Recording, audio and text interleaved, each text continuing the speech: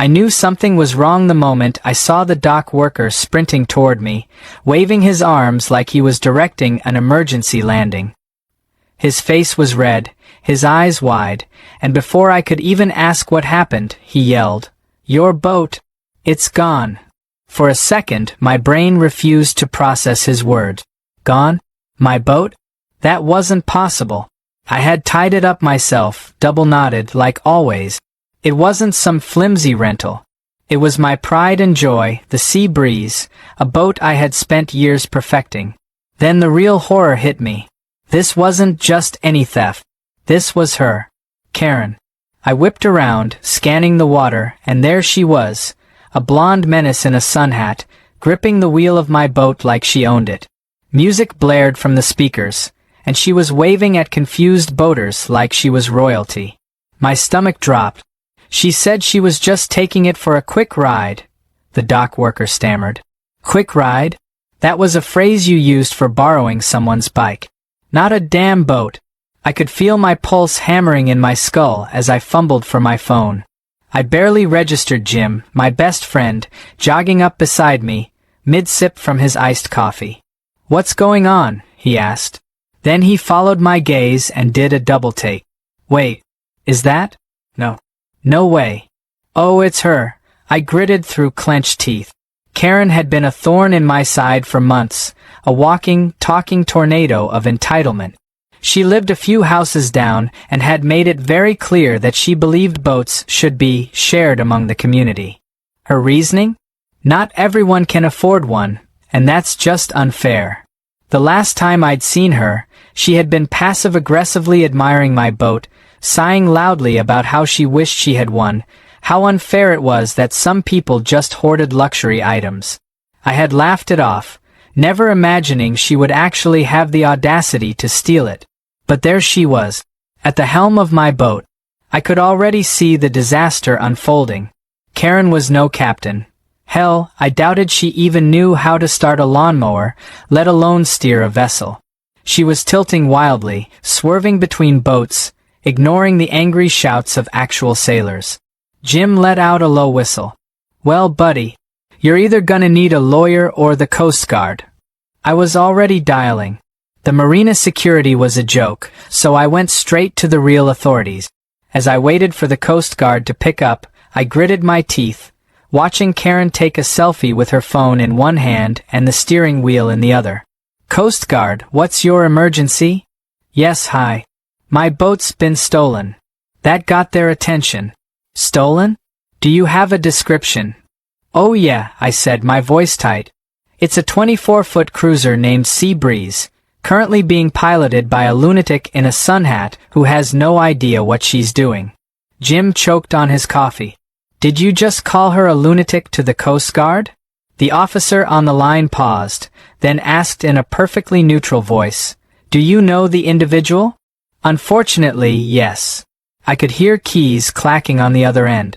"We're dispatching a patrol boat now." "Is she armed?" I watched Karen attempt to do some sort of twirl with the boat, nearly taking out a dock ladder. "Only with stupidity," I muttered. Jim was now recording the entire thing on his phone. "Dude, this is gold. We're gonna be famous." I didn't care about fame. I cared about getting my boat back in one piece. Karen, meanwhile, was having the time of her life. She was taking another selfie, captioning it who knows what, probably something like "living my best life."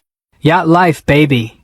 A fisherman in a tiny skiff had to throw himself overboard as she nearly mowed him down. I gritted my teeth so hard my jaw ached. The Coast Guard officer came back on the line. "We have a visual on your vessel. Our team is moving in. Do you want to press charges?" "Yes," I said immediately. Jim raised an eyebrow at me. "You sure about that?" I turned to look at him, incredulous. "She stole my boat, Jim." He sipped his coffee, unfazed. "Yeah, but think about the memes. You could be a legend." Before I could respond, a burst of static crackled over the phone, and I could hear the Coast Guard radioing in. "We have the suspect in sight. She appears uncooperative." "Uncooperative?" I squinted. Karen had just taken off her sun hat and was now arguing with the Coast Guard, waving her phone in their faces like she was trying to prove she had permission to be on my boat. I shoved my phone at Jim and took off down the dock, trying to get a better look. My gut twisted as I saw her swerving yet again, nearly sideswiping another boat. Jim jogged after me. "You're not gonna jump in, are you?" I wanted to, but I wasn't stupid. The Coast Guard had this. But that didn't mean I wasn't going to watch every second of Karen's impending downfall. As I reached the edge of the dock, I could see the patrol boat closing in on her. A Coast Guard officer was shouting instructions through a bullhorn, but Karen was ignoring them. Then, to my horror, she gunned the engine. "Oh, you idiot," I shouted. The boat lurched forward, Karen laughing like this was some kind of game. But Karma? Oh, Karma wasn't having it. With an ear-splitting crunch, the sea breeze slammed into a buoy, jarring Karen forward so hard she nearly face-planted onto the wheel. The Coast Guard wasted no time. Within seconds, officers were boarding my boat, securing the engine, and yanking Karen away from the controls. She was screeching, flailing her arms like a toddler denied a toy. I was gonna bring it back. The officers weren't amused. One of them grabbed her by the wrist as she kept babbling. "It's not stealing if I return it. It's a borrow. A borrow." Jim doubled over laughing. Did she just say a borrow? Oh man, this is priceless. I wasn't laughing. I was too busy staring at my boat, my beautiful, damaged boat. The hull had a nasty dent from the collision, and I could already tell I'd be dealing with repairs. My stomach churned. One of the Coast Guard officers signaled to me. "Sir, are you the owner?" I nodded. "Do you want to press charges?" I looked over at Karen. She was still protesting, insisting this was all a misunderstanding. Then she made the mistake of turning to me. "You wouldn't do that, would you?" she pleaded. Oh, she had some nerve. I crossed my arms. "You stole my boat. You almost killed a fisherman. You crashed into a buoy. And now I have to fix your mess." She scoffed. "Oh my God, it's just a boat ride. You're being so dramatic." That did it. I turned to the officer. "Throw the book at her." Karen's jaw dropped. "What?" Jim clapped me on the back. "Oh, this is gonna be good." As the Coast Guard hauled Karen off my boat, I finally allowed myself to exhale. The nightmare wasn't over, but at least the worst was behind me. Or so I thought. Because when Karen turned back to me, her eyes flashing with rage, I knew this wasn't the last I'd be hearing from her. And that was the real problem. I watched as the Coast Guard officers tightened their grip on Karen, who was still flailing like a cat being dragged into a bathtub. She wasn't going quietly, that much was clear. Her sun hat had flown off in the chaos, and her perfectly styled blonde hair was now an absolute disaster, strands sticking out in every direction. She looked more like a shipwreck survivor than a boat thief, but somehow she still had the nerve to act like she was the victim here. "This is ridiculous. You can't just arrest people for borrowing things." Karen shrieked as the officers tried to get her onto their patrol boat. One of the officers, a tall, broad-shouldered man with mirrored sunglasses, barely flinched. "Ma'am, you are being detained for the unauthorized use of a marine vessel, reckless endangerment, and failure to comply with maritime regulations." Karen let out a dramatic gasp, like he had just accused her of high treason. Reckless endangerment? Oh please, I was perfectly in control. I've driven jet skis before. This was no different. The officer raised an eyebrow. "You nearly capsized a fishing boat, collided with a buoy, and sped through a no-wake zone. That's reckless endangerment." Karen crossed her arms and let out a scoff. "That's all just technicalities. No one got hurt." Then she turned to me and fixed me with a glare so intense that if looks could sink ships, Sea Breeze would have been at the bottom of the ocean. "You're really going to let them do this to me? Over a little joyride?" I stared at her, trying to comprehend the sheer audacity. "Karen, you stole my boat. Oh my God, for the last time, I borrowed it.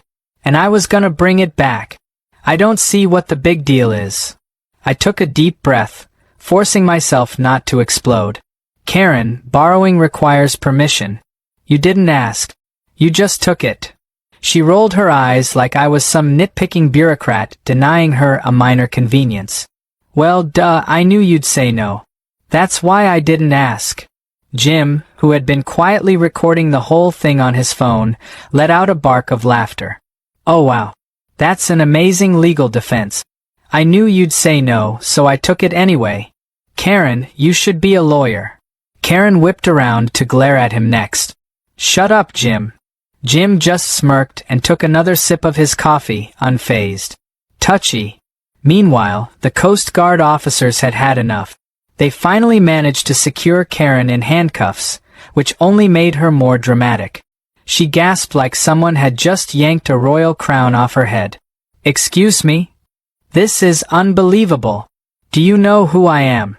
Officer Riley, the woman leading the team, adjusted her radio and answered without looking up. No, and I don't care. Karen's jaw dropped. You can't just... We can, Officer Riley interrupted. And we are. Karen huffed and looked around for support. Her eyes landed on Todd, her husband, who had just arrived at the dock. His face was a mix of exhaustion and resignation, like a man who had been through this exact scenario one too many times. He rubbed his temples as he approached. Karen, he said, his voice carrying the weight of 1,000 headaches. What did you do? Oh, don't Karen me, she snapped, yanking at the cuffs. They're overreacting. I just took his boat for a little while. It's not like I stole a car. Todd turned to me, looking more apologetic than I had ever seen him. I am so sorry, he said. I don't even know what to say. I shrugged, still too angry to fully accept his apology. Not much to say, man. Your wife stole my boat. Todd sighed. Yeah. I figured. Jim, still recording, leaned toward me and whispered. He didn't even look surprised. I nodded. Probably not his first time dealing with this. Todd rubbed his face, then turned back to Karen. I told you not to do this. I told you. Karen scoffed. Oh, come on, Todd. Are you really going to take his side over mine? Todd hesitated, clearly debating the wisdom of his next words. Then he exhaled, looked at the Coast Guard officers and said, Yeah, Karen. I am. Karen's face twisted in betrayal. Todd. Todd threw his hands up. Karen, I don't know how to keep defending this kind of stuff. It's always something with you. Karen turned back to me, her expression shifting into something that might have been genuine remorse if she weren't so infuriatingly self-centered. Look, if it's really that big of a deal, I'll pay for any damages, okay? Just don't press charges. I shook my head. Too late. Her eyes widened. Wait. What? The Coast Guard is handling this now. It's out of my hands. Karen's face went through several shades of horror before she let out an incredulous laugh. Oh my God. You are such a baby about this. I clenched my jaw. Karen, you put other people in danger. You don't just get to walk away from that. She opened her mouth to argue, but Todd cut in. Karen, just stop. You're not getting out of this. She turned back to him, eyes pleading. But Todd, honey. No, Todd said firmly. No more excuses. Karen looked at him, then at the Coast Guard officers, then at me. She finally seemed to realize that there was no getting out of this one. Her shoulders slumped, and she muttered something under her breath that sounded suspiciously like, "This is so unfair." As the Coast Guard led her toward their boat, Jim let out a low whistle. Man, she really thought she could Karen her way out of that. I shook my head, still trying to process the insanity of the last hour. I'm just glad it's over. But Jim, ever the troublemaker, just grinned. Oh, buddy. It's not over. I frowned. What do you mean? Jim held up his phone, showing me the screen. Dude. I posted the video of her screaming about a borrow 15 minutes ago. I blinked. And... Jim wiggled his eyebrows. It already has 20,000 views. A slow, almost wicked grin spread across my face as I realized what that meant. Karen had made her bed, and now? She was about to be famous for it. And something told me that was going to drive her even crazier than the Coast Guard ever could. By the time the Coast Guard hauled Karen onto their patrol boat, a small crowd had gathered at the dock, most of them fellow boaters who had heard the commotion and wanted to see what was going on. Some people were whispering, others were openly laughing, and a few were already scrolling through their phones, probably watching the now viral video Jim had uploaded. Karen sat on the patrol boat's bench, arms crossed, her face scrunched up like a child who had been told they couldn't have dessert. She still hadn't fully accepted that she was actually in trouble. Every few seconds, she'd huff and mutter something to the officers, as if she was expecting them to suddenly realize this was all a huge misunderstanding and let her go. Meanwhile, Todd stood at the dock, rubbing his face like a man who had aged 10 years in an hour. He finally looked up at me and let out a deep sigh. I swear, I don't know what to do with her. I wanted to feel bad for him, but I couldn't bring myself to. Might be time to start with actions have consequences. Todd gave a humorless chuckle. Oh, I've tried. Believe me. Jim, still grinning like a kid on Christmas morning, stepped up beside me. So, what do you think her Yelp review of the Coast Guard is gonna look like? I snorted. 1 star. Did not let me keep stolen boat. Rude. Todd groaned. That's not even a joke. She actually leaves reviews like that. I stared at him. You're kidding. Wish I was, Todd muttered. One of the Coast Guard officers, the same one who had been unbothered by Karen's meltdown earlier, approached me. Sir, we're going to need you to fill out some paperwork regarding the incident. And if you'd like to press additional charges beyond what we've already cited her for, now's the time. Karen perked up at that, whipping her head toward me. Oh, come on. You don't have to do that. You've made your point. I crossed my arms. Have I? Because you still don't seem to think you did anything wrong. Karen scoffed. I've already said I'll pay for the damages. What more do you want? Jim spoke up before I could. An ounce of self-awareness? Karen shot him a glare so fierce it could have melted steel. I turned back to the officer. What happens if I don't press any additional charges? She'll still face fines, a temporary boating ban, and mandatory community service, the officer replied. But if you'd like to pursue additional legal action, that's your choice. I glanced at Karen, who was now glaring at Todd as if this was somehow his fault. I wasn't the type to hold a grudge, but this wasn't a simple case of a neighbor borrowing something without asking. She had put people in danger, damaged my boat, and had the gall to act like she was the victim. Still, I wasn't about to drag this out for months in court.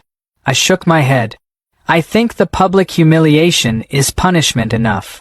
Karen looked almost relieved until Jim added, plus, she's never gonna live this down. This video is everywhere. Karen's eyes snapped to him. Wait. What? Jim grinned and held up his phone. Oh yeah. The internet loves you, Karen. Karen lunged forward as if she could somehow stop it, only to be yanked back by the officer. Take that down. That's illegal. Jim raised an eyebrow. No it's not. You were in public, and I filmed an actual crime happening. That's fair game. Karen turned to Todd, pure desperation in her eyes. Todd, do something. Todd, to his credit, actually seemed to think about it for half a second. Then he shrugged. You did this to yourself. Karen let out an inhuman noise somewhere between a shriek and a groan. The officer, clearly done with this whole ordeal, signaled for his team to wrap things up. All right, let's get moving. We'll be in touch regarding your boat repairs, sir. I nodded, watching as they pulled away from the dock with Karen still muttering to herself about the injustice of it all. As soon as they were out of earshot, Jim burst out laughing. Oh my God. That was art. Todd let out another sigh, rubbing his temples. I need a drink. Jim patted him on the back. Man, you deserve one. The next few days were a blur of insurance calls, repair estimates, and way too many notifications from people sending me clips of the video. It had exploded overnight, racking up millions of views. People couldn't get enough of Karen's rant about a borrow, and someone had even remixed it into a song. I wasn't sure what was funnier, the fact that she had become a meme or the fact that she had no idea yet. That changed when I saw her at the marina a week later. She had shown up for her first day of community service, wearing oversized sunglasses and a baseball cap pulled low over her face. It didn't help. Everyone still recognized her. I was sitting on a bench near the dock when she spotted me. Her expression went from embarrassed to furious in record time. She stomped over, her cleaning supplies rattling in the bucket she was carrying. "This is your fault," she hissed. I raised an eyebrow. "My fault? You stole my boat." Karen scoffed. "I wouldn't even be here if it weren't for that stupid video." Jim, who was standing next to me, grinned. "Oh, you saw it?" Karen clenched her jaw. "It's everywhere. People at the grocery store point at me." Jim nodded, looking far too pleased. "Yeah, that makes sense. It's got like, 15 million views now." Karen groaned. "I hate the internet." I leaned back, enjoying the moment. "Maybe next time, don't steal a boat." Karen glared at me, then looked around the marina, clearly searching for someone to back her up. No one did. In fact, most people avoided eye contact entirely, probably hoping they wouldn't get dragged into whatever meltdown she was about to have. With a frustrated sigh, she stomped off toward the dockside bathrooms, where her assigned cleaning duties awaited. Jim shook his head, watching her go. "Man, you think she learned anything?" I smirked. "Not a chance." Jim grinned. "Still, best day ever." I couldn't help but agree. My boat would get repaired, Karen was finally facing consequences, and thanks to the internet, she'd be a cautionary tale for entitled boat thieves everywhere. Sometimes karma worked fast.